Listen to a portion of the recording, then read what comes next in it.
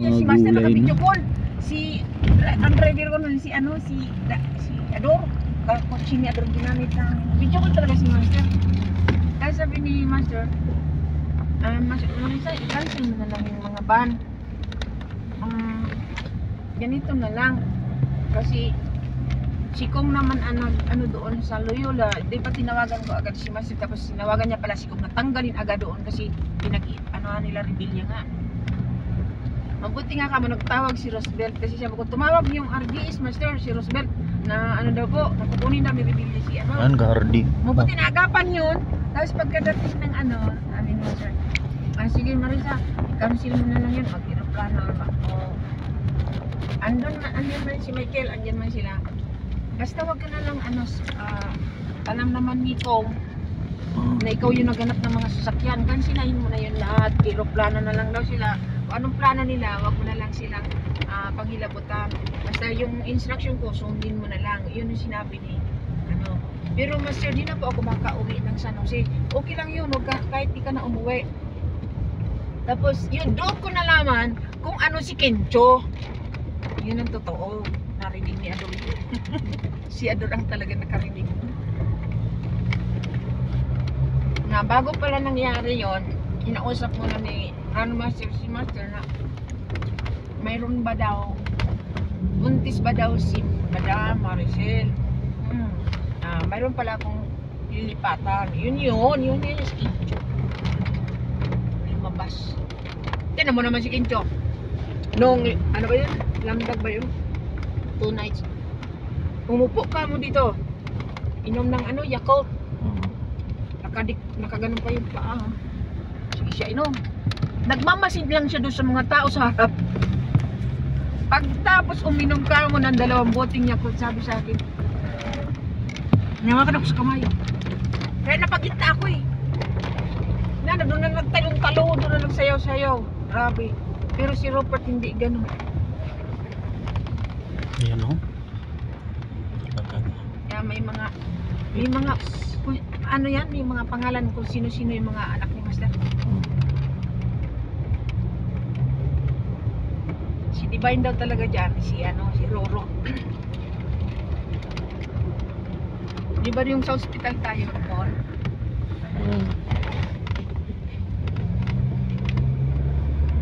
Ito siya. Sabi niya, akala daw ng mga doktor itulog siya.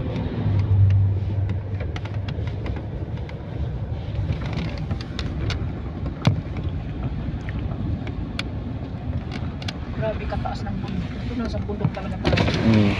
May mas mataas pa nga Bato yun, bato ang bundok niya, no? Mount Apo? Walang Apo. Walang Apo doon. Mount Apo. Bulakay. Ito naman may maintenance pala dito. Ito maganda dito, ganda magawa. Mga landslide lang. Yun. Hindi sila nakasunod. Ang tagal. Ano kaya sila? Hindi naman nakabundok niya sila.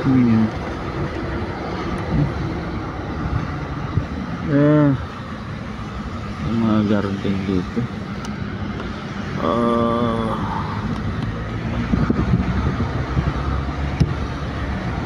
Gulay talaga dito.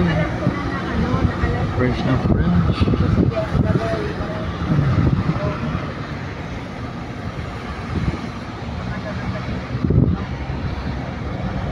Hindi talaga minute dito, lugar na to? Ha? Minute dito? Ako ito, ako yan. Ito madulas. Kaya ganitong panahon. Ayan. Pag malapit ng katapusan ng February, sa loob ng Marso, yun.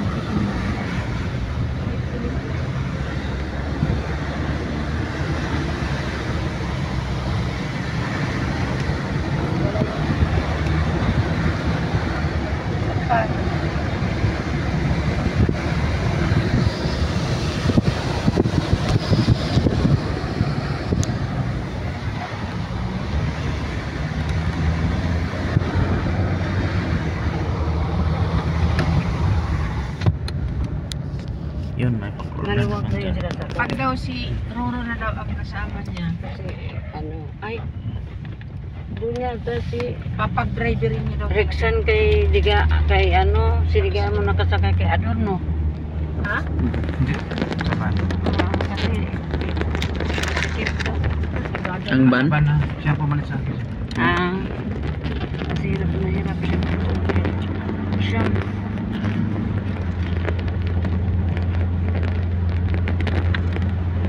Mga suot na yun ni Madam na binili. Pag uwi nun sa tinagat, pag napabayaan yun, patay. Hindi na namin makita yun.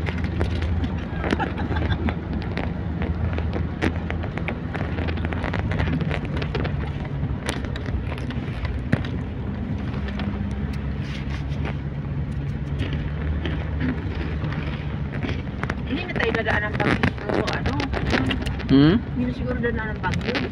Sa ano na lang, sa Gada na to eh. Sagada. Ah, ito yung Sagada. Sa bundok talaga tayo duman sa syudad.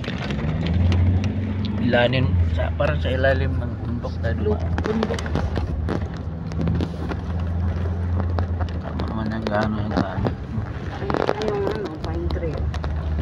Hmm. No, pare-parehas oh.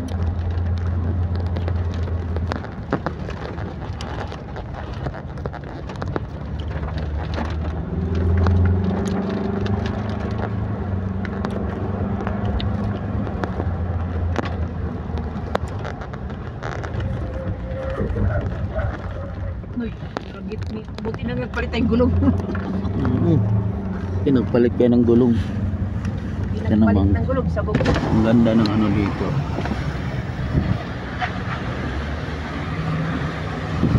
Yan, maliwanag-liwanag dito. Oh. Yan, mga garden yan. Gulayan. Ito yung mga gulayan nila.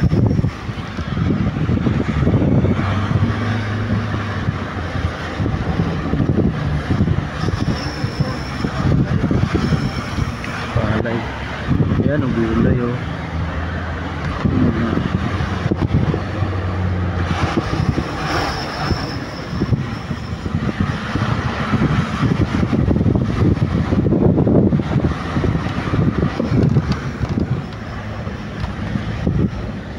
Bagus ya.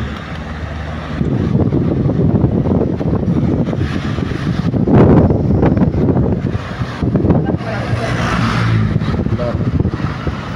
Ano kuryente din dito? Ilaw. Araw. Ulan. Eh, ano na naman yan? Nagcha-charge pag kahit ganito lang oh, nagcha-charge na yan. May liwanag.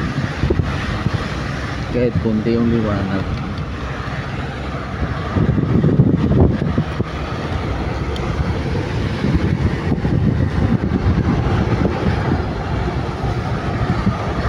Ulap eh. Tubig.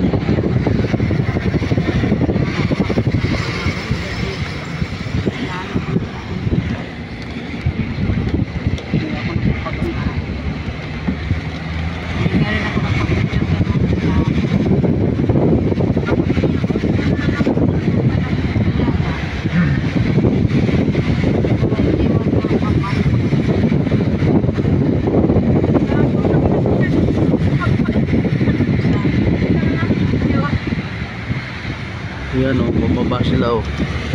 Ayan. Ayan. Ano, turista yan eh. Anong meron dyan?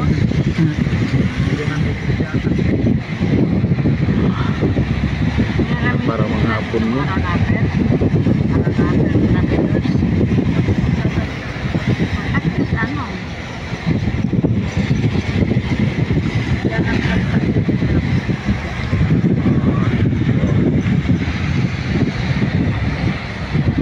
Parang sa ibang bansa.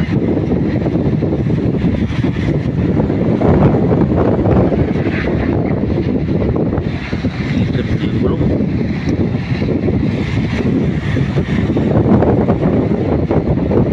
Maganda yung ano, mga pine tree dito. Oh.